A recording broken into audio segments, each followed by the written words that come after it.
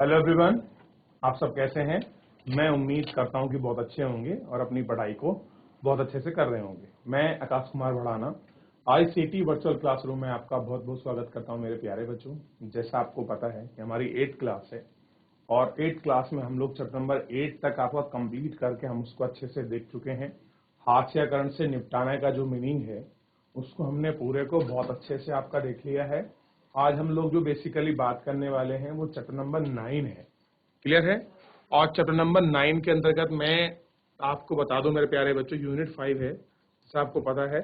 और इसमें हम लोग देखेंगे जन सुविधाएं, कि हम किसको आपका जन सुविधाएं कहते हैं। क्लियर है। ये आपका जो फैक्ट है ये आपको क्लियर होना चाहिए कि हम जन सुविधाएं क्या होती हैं, किनको आप जन सुविधाएं मानते हैं और मानव के लिए जन सुविधाओं का क्या महत्व है। इन सभी पर हम लोग आपका बात करेंगे एक एक करके। इनको गौर करके भी हम लोग आपका देखेंगे। क्लियर है। जन सुविधाओं में ठीक। तो चैप्टर नंबर 9 आपको ध्यान रखना है। तो अभी जो कुछ इमेजेस आपको दिखाई दे रही हैं इनको आपको देखना है। ये क्या है? अन्ना नगर है और नीचे क्या है? सोदा पेट है। ये पद्मा की कहानी को, स्टोरीज को दिखाया गया है। या आप इनको देख लीजिए। अब देखिए, अम्मू और कुमार चेन्नई में एक बस में सफर कर रहे हैं। शहर में अलग अलग इलाकों से गुजरते हुए वे जल सुविधाओं को देखते जा रहे हैं। क्या कह रहे हैं कि हमारे यहाँ दो पात्र हैं हमारे में भी, एक है अम्मू, एक है कुमार। ये क्या कर रहे हैं? ये आपका बस में बैठ के, जो आपका चेन्नई सिटी है, चेन्नई महानगर है बच्चों, आपको पता होना चाहिए। उसमें क्या कर रहे हैं? बस में बैठ के सफर कर रहे हैं और शहर के जिन क्षेत्र से, इलाकों से गुजर रहे हैं, वहां की जो जल व्यवस्था है, जल सुविधा है, उसको देखते हुए जा रहे हैं। ठीक। ये आपको बेसिकली पता होना चाहिए क्या कर रहे हैं। अब देखिए, एक बार एक छोटी सी इमेज दी गई है, इसको देखिए। मंडी पक्कम,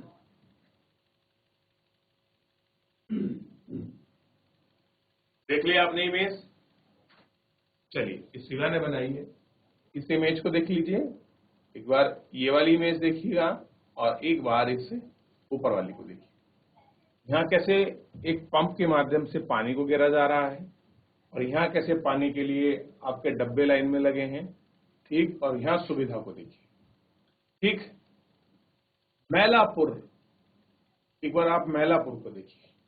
वाटर टैंक आया है, उसमें लोग अपना पानी स्टोर कर रहे हैं। आप इसको देख सकते हैं कि कैसे आपकी अलग अलग जो इमेजेस हैं आप इनको देख भी सकते हैं, इनको फील कर सकते हैं, समझ सकते हैं।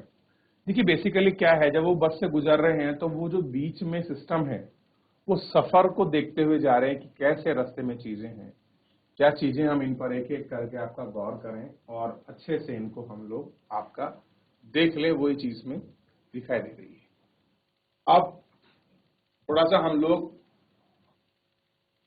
इसमें देखते हैं कि चेन्नई में आपने सुना होगा कि पानी की कमी आजकल आपको सबसे ज्यादा जो समस्या है वो चेन्नई में बहुत बड़ी बनी हुई है। एक टाइम था जब चेन्नई में बाढ़ आई तो बाढ़ से सब लोग आपका प्रभावित हो गए कि बाढ़ से पूरा चेन्नई आपका ढक गया, पूरे शहर में पानी हो गया। लेकिन एक समय ऐसे आया जब आपका चेन्नई में लोगों को पानी पीने की बहुत कमी आपका महसूस हुई और उनको जल की उपलब्धता आपका नहीं रही। तो इन सब चीजों पर हम लोग अपने लेक्चर में गौर करेंगे, इन पर विचार करेंगे।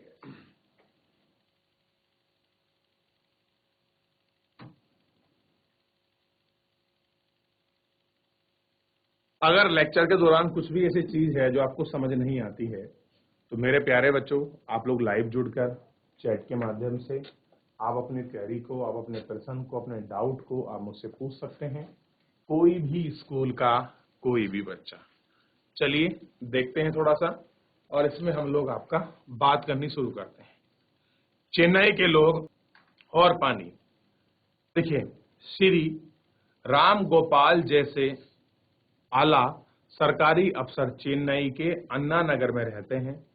भरपूर पानी के छिलकाव के कारण हरे भरे बगीचे वाला यह इलाका आकर्षक है। अब कैसा है कि यहाँ भरपूर तो आपका पानी है और भरपूर पानी की वजह से यहाँ कैसे हैं आपके हरे भरे बाग हैं, और हरे हरे बाग होने की वजह से ये क्या लग रहा है, बहुत आकर्षक लगता है। कैसा लगता है, बहुत आकर्षक लगता है। यहाँ के जो आपके नल हैं उनमें 24 घंटे पानी रहता है। जब पानी की आपूर्ति कम होती है तो श्री राम गोपाल नगर जल निगम में परिचित एक बड़े अफसर से बात करते हैं और फौरन उनके लिए पानी का टैंकर का इंतजाम हो जाता है।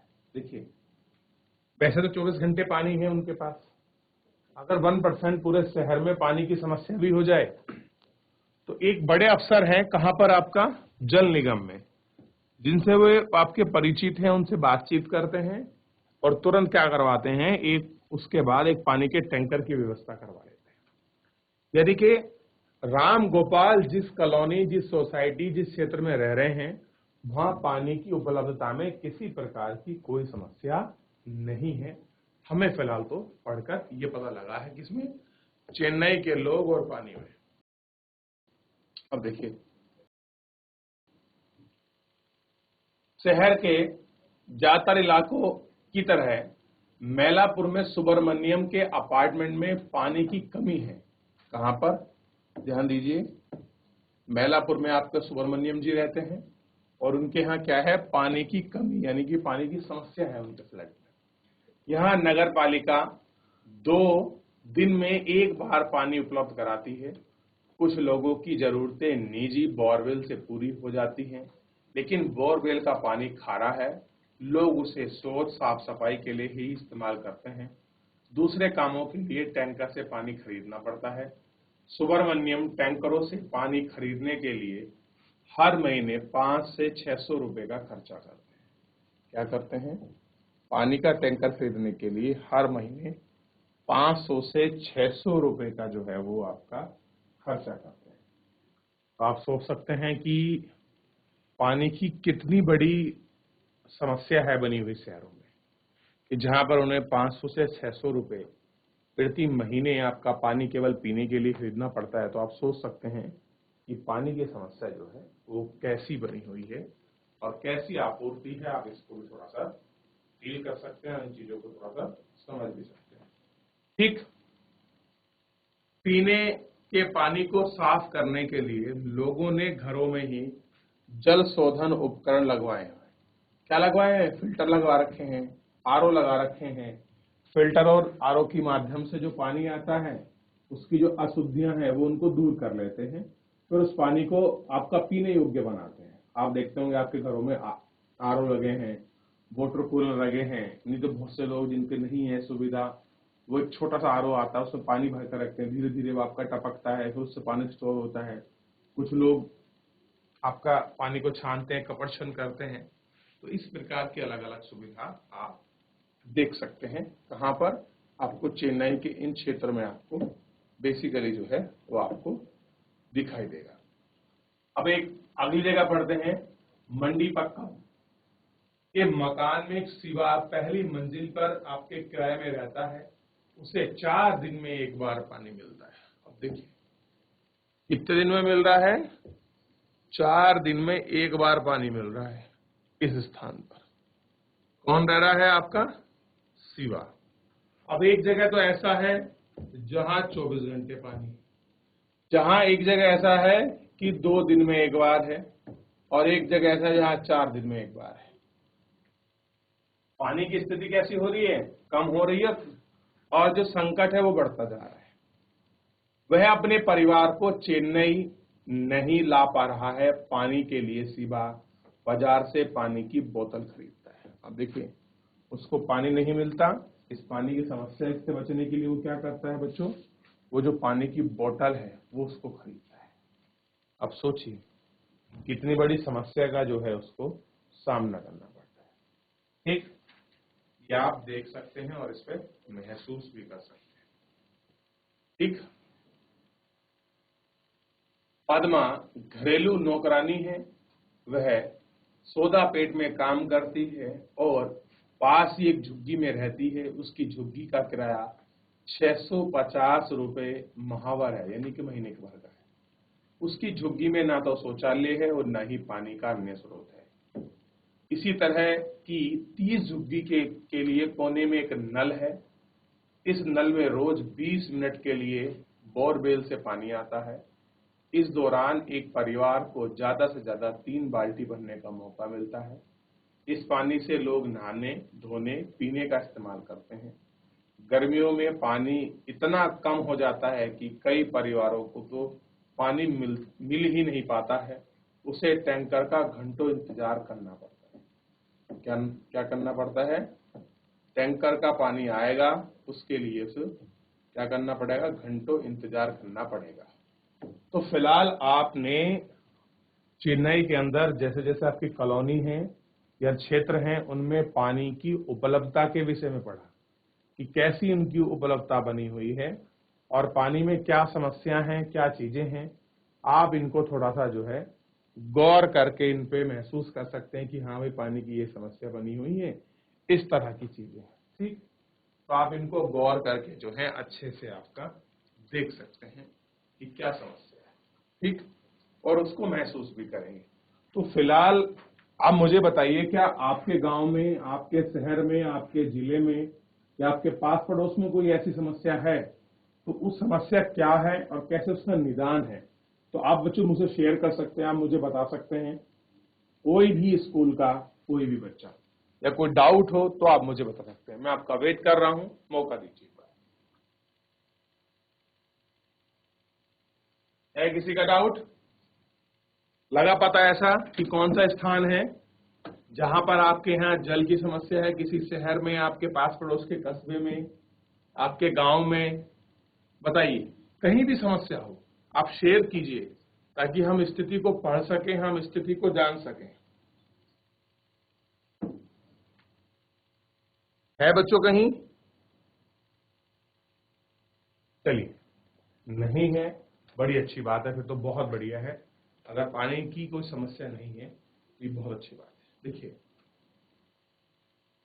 जीवन के अधिकार के रूप में पानी, अभी जो हम चैप्टर नंबर 7 और 8 पढ़ रहे थे, हास्यकरण से निपटाना, तो उसमें हम कुछ मौलिक अधिकार के विषय में पढ़ रहे थे।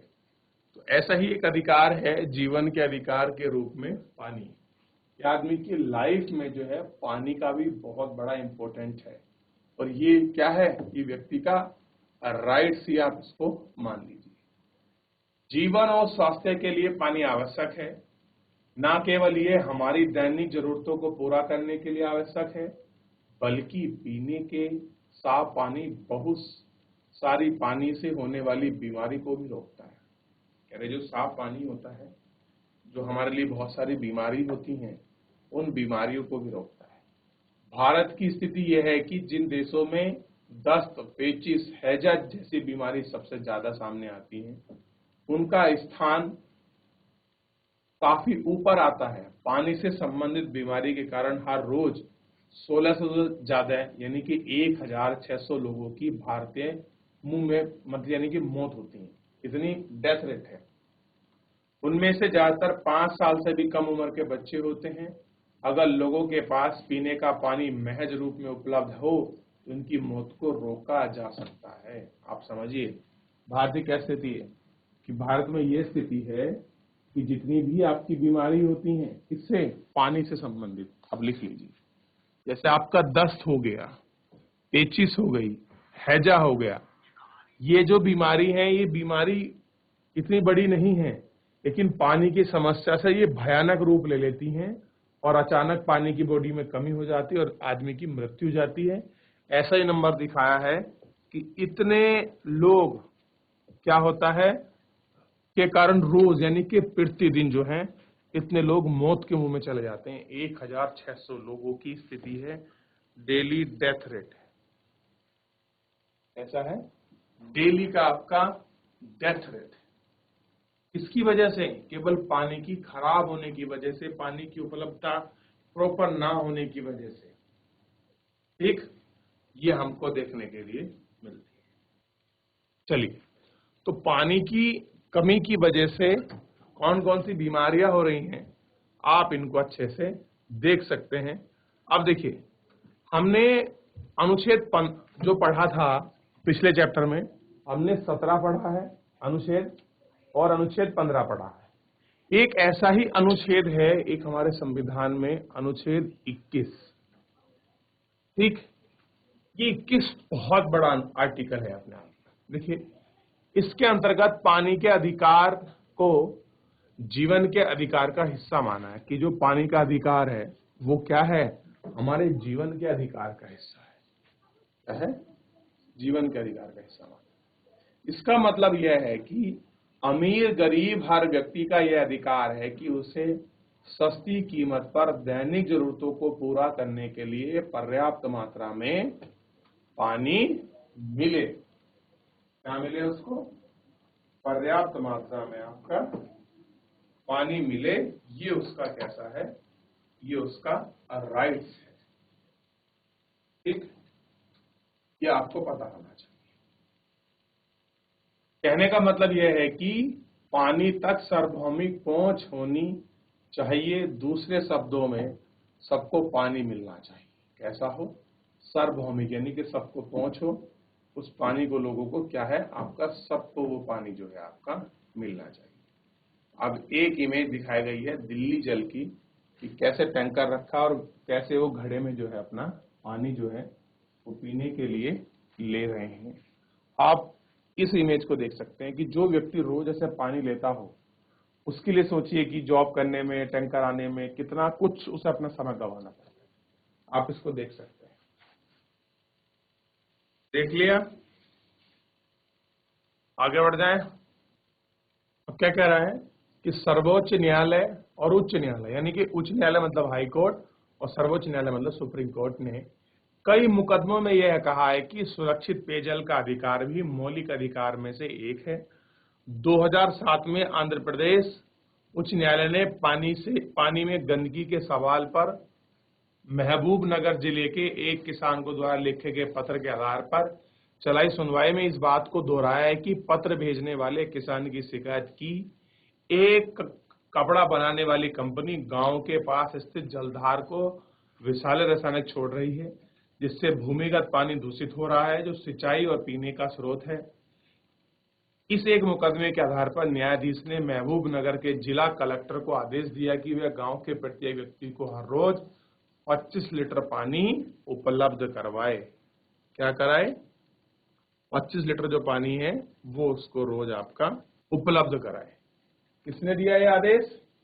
ये आदेश न्यायाधीश ने दिया। और किसको दिया? जिला कलेक्टर को। तो देखिए, एक पत्र लिखने के बाद ही किसान को ऐसा ये चीज समझ आई और उसने क्या किया, कोर्ट ने उसको डिसीजन लिया और डिसीजन लेते हुए ये जो आदेश था, ये आदेश उसको सुनाया। अब देखिए, एक जो इमेज है आप इसको देख सकते हैं, कैसे महिला लेके जा रही क्लीन वाटर एंड सैनिटाइजेशन। अब देख लिया आप लोगों ने, स्वच्छ जल और सफाई की हम लोग बात करते हैं, सैनिटाइजेशन की। आगे देखिए, अब हम बात कर रहे हैं जन सुविधाओं की। तो फिलहाल जो जल की जो समस्या बनी हुई थी, उस जल की समस्या को तो आपने देख लिया कि कैसे क्या स्थिति है, कहां पर जल की उपलब्धता है, कैसे लोगों का जीवन आपका चेन्नई में है। इसको आप देख सकते हैं। बात करते हैं जन सुविधा की। ठीक है, जन सुविधा को थोड़ा सा ज्ञात देखिए। पानी की तरह कुछ अन्य सुविधा भी हैं जिनका हर व्यक्ति के लिए इंतजाम किया जाना चाहिए। इस साल अपने स्वास्थ्य, स्वच्छता, इन दो सुविधाओं के बारे में पढ़ेंगे। किसके बारे में पढ़ेंगे? अब हम लोग देखेंगे स्वास्थ्य के विषय में, हेल्थ के, और आपका स्वच्छता के यानी कि सफाई के विषय में हम लोग आपका बहुत अच्छे से पढ़ेंगे। इसी तरह बिजली, सार्वजनिक परिवहन, स्कूल, कॉलेज भी अनिवार्य हैं कि जिस तरह से हेल्थ की चीजें आपके लिए जरूरी हैं, उसी तरह से स्कूल, कॉलेज, ये सारी चीजें क्या है, बेहद आपका जरूरी है, जिन्हें जन सुविधा कहा जाता है। इन्हें क्या बोलते हैं? जन सुविधा। यानी कि आपका स्वास्थ्य, स्वच्छता, जल, परिवहन, शिक्षा, स्कूल, कॉलेज, ठीक, पेड़ पौधे, पर्यावरण, ये सब चीज क्या है? ये हमारी जन सुविधाएं हैं। ये बेसिक स्ट्रक्चर के पार्ट है। इसके हैं बेसिक स्ट्रक्चर के आपका पार्ट है। और ये हमारे लिए कैसे हैं, बहुत ज्यादा आपका जरूरी है। देखिए इमेज दिखाई गई है, आपकी तरह ही बच्चे हैं, आप इनको एक बार देख लीजिए, कुछ पूछना है तो आप मुझसे पूछ लीजिए। चलिए आगे बढ़ते हैं और इसमें बहुत सारी चीजें उनको भी पढ़ते हैं। देखिए दोनों इमेज देख लिया। किसी जन सुविधाओं की एक महत्वपूर्ण विशेषता यह होती है कि एक बार निर्माण हो जाने के बाद उसका बहुत सारे लोग इस्तेमाल कर सकते हैं। देखिए जन सुविधाओं में क्या है, एक बार अगर आपने किसी चीज को बना लिया तो उसका निर्माण हो गया, उसके बाद क्या कर सकते हैं, उसका प्रयोग बहुत सारे लोग आपका कर सकते हैं। ठीक, ये बेनिफिट होता है। मान लीजिए आपका स्कूल बना है, एक बार बन जाएगा तो उसमें ना जाने कितने सारे बच्चे और पढ़ेंगे। हॉस्पिटल बनेगा, बहुत सारे लोगों का इलाज होगा।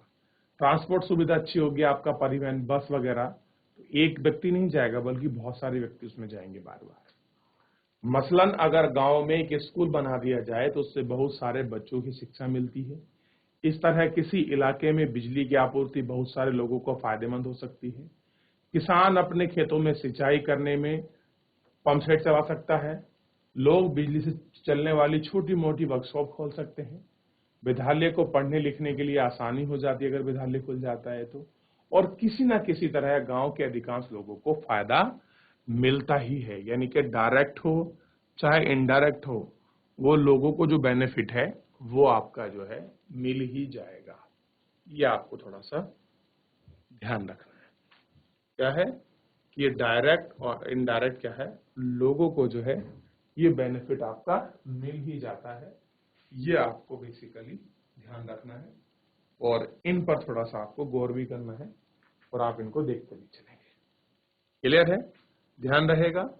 अब देखिए सरकार की क्या भूमिका है। भूमिका का मतलब होता है सरकार का इसके अंतर्गत क्या रोल है, कैसा रोल आपका जो गवर्नमेंट है वो आपका प्ले करती है, हमको इसके विषय में आपका समझना है। देखिए उससे पहले एक छोटी सी चीज हम पढ़ लेते हैं। भारतीय संविधान में 6 से 14 वर्ष की आयु के सभी बच्चों के लिए शिक्षा के अधिकार की गारंटी देता है। क्या करता है कि सभी 6 से 14 वर्ष के जो बच्चे जिनकी एज कितनी है, 6 से 14 वर्ष के बीच है, उनको क्या देता है, शिक्षा के अधिकार की गारंटी है। इसका मतलब है कि 6 से 14 साल के जो बच्चे हैं उन सभी को शिक्षा मिलेगी, इसकी सरकार गारंटी लेती है। क्या होता है, इसकी आपका सरकार गारंटी लेती है। क्लियर है, ये आपको पता होना चाहिए। ठीक है, ये आपको ध्यान रखना है। चलिए आगे देखें। इस अधिकार का महत्वपूर्ण पहलू यह है कि सभी बच्चों को समान रूप से स्कूली शिक्षा उपलब्ध हो, लेकिन शिक्षा के अध्ययन कराने के लिए अध्ययनकर्ताओं शोधकर्ताओं के निष्कर्ष से ये तथ्य सामने आए कि भारत में स्कूली शिक्षा में हमेशा काफी असमानता रही है। यानी कि कैसा रही है, एक जैसी सुविधा, एक जैसी चीजें एजुकेशन के अंतर्गत आपका नहीं रही हैं। इन चीजों में अंतर और बदलाव आपका देखने के लिए मिलता है। क्योंकि जन सुविधा इतनी महत्वपूर्ण होती है इसलिए उन्हें मुहैया कराने की जिम्मेदारी किसी न किसी के ऊपर आनी चाहिए। जी हाँ, यह जिम्मेदारी सरकार के ऊपर आती है। किसके ऊपर है जन सुविधा उपलब्ध कराने की जिम्मेदारी? सरकार के। सरकार की बहुत सारी महत्वपूर्ण जिम्मेदारी में से एक यह भी है कि लोगों को इस तरह की जन सुविधा मुहैया कराई जाए। मुहैया का मतलब उपलब्ध कराना, कि इस बात को समझे कि जिम्मेदार सरकार और केवल सरकार को ही क्यों उठानी है। अब कह रहे गवर्नमेंट को समझना चाहिए कि जिम्मेदारी आपको ही क्यों उठानी है। इस तरह से व्यवस्था हो कि लोगों को जो भी जन सुविधाएं हैं उन जन सुविधाओं का वो लाभ मिल सके। जिस तरह की कमी है, जिन चीजों की पूर्ति नहीं है, वो उनको पर्याप्त मात्रा में उपलब्ध कराए। ये रिस्पॉन्सिबिलिटी है सरकार की। समझ आया? किसकी जिम्मेदारी है? सरकार की। अब देखिए, हम देख चुके हैं कि निजी कंपनियां मुनाफे के लिए चलती हैं। भाई जो भी कोई आपका प्राइवेट कंपनी खुली है उसका मेन ध्येय क्या है? आपका प्रॉफिट करना। कक्षा 7 की पुस्तक में बाजार में एक कमीज अध्याय तो पढ़ रहा है, यह समझा चुका होगा कि ज्यादातर जन सुविधाओं में मुनाफे की गुंजाइश नहीं होती। कह रहे कि जितनी भी आपकी जन सुविधाएं होती हैं और उनमें प्रॉफिट हो, ऐसा जरूरी नहीं है। एक मलेरिया रोधी अभियान चलाने के लिए कंपनी को ज्यादा मुनाफा हो जाता है, फलस्वरूप कोई कंपनी इस तरह के काम में दिलचस्पी नहीं दिखाएगी। और देखिए, अगर वो काम शुरू करे कि वो आपके नालियों की सफाई कर रही है, मलेरिया रोधी अभियान चला रही है और कंपनी को ज्यादा मुनाफा हो रहा, तो ऐसे में वो ज्यादा इंटरेस्ट नहीं दिखाती। ऐसे में कोई आपका जो है अपनी जो दिलचस्पी है वो आपका कोई भी कंपनी आपका नहीं दिखाती। ठीक। अब देखिए, सरकार जो चीज, सरकार पूरी आबादी के लिए समुचित स्वास्थ्य सुविधाओं की व्यवस्था करने में अहम भूमिका निभाती है। पोलियो जैसी बीमारी का उन्मूलन भी इस तरह की योजना के अंतर्गत आता है। इस चित्र में छोटे बच्चों को पोलियो की खुराक देते हुए देख सकते हैं। देखिए, ये भी जन सुविधाएं थी हेल्थ के विषय में। पहले भारत में पोलियो की बहुत समस्या थी, लेकिन वर्तमान में भारत पोलियो मुक्त है, क्योंकि इस तरह की डोज जो थी पोलियो की पहले चलती थी, अब आपको कहीं कहीं दिखाई देती है। क्लियर है? ये आपको ध्यान रखना है। क्लियर है मेरे प्यारे बच्चों? तो इतना आपको ध्यान होना चाहिए इस लेक्चर के अंतर्गत, और कि आपको जन सुविधाओं के विषय में आपने पढ़ा कि जन सुविधाएं क्या हैं, क्या उनकी समस्या हैं, कैसी चीजें हैं। तो फिलहाल इसमें अगर कुछ चीज पूछनी है, कोई चीज आपको समझ नहीं आई है, कोई भी आपको डाउट है किसी भी प्रकार का, तो मेरे प्यारे बच्चों, आप मुझसे लाइव जुड़कर चैट के माध्यम से आप अपनी क्वेरी को, आप अपने प्रश्न को, अपने डाउट को आप मुझसे पूछ सकते हैं। कोई भी स्कूल का कोई भी बच्चा। चलिए, कोई आपका डाउट है, कोई आपकी क्वेरी है, कोई आपका प्रश्न है, आप मुझसे पूछ सकते हैं। चलिए, अगर आपकी कोई क्वेरी नहीं है, कोई प्रश्न नहीं है मेरे प्यारे बच्चों, तो आज हम अपने लेक्चर को यहीं विराम देते हैं। कल आप लोग पढ़ के आइए, जो भी डाउट आप मुझसे पूछिए। फिलहाल आज के लिए इतना ही मेरे प्यारे बच्चों। मिलते हैं नेक्स्ट लेक्चर में। मुझसे जुड़ने के लिए आपका बहुत बहुत धन्यवाद।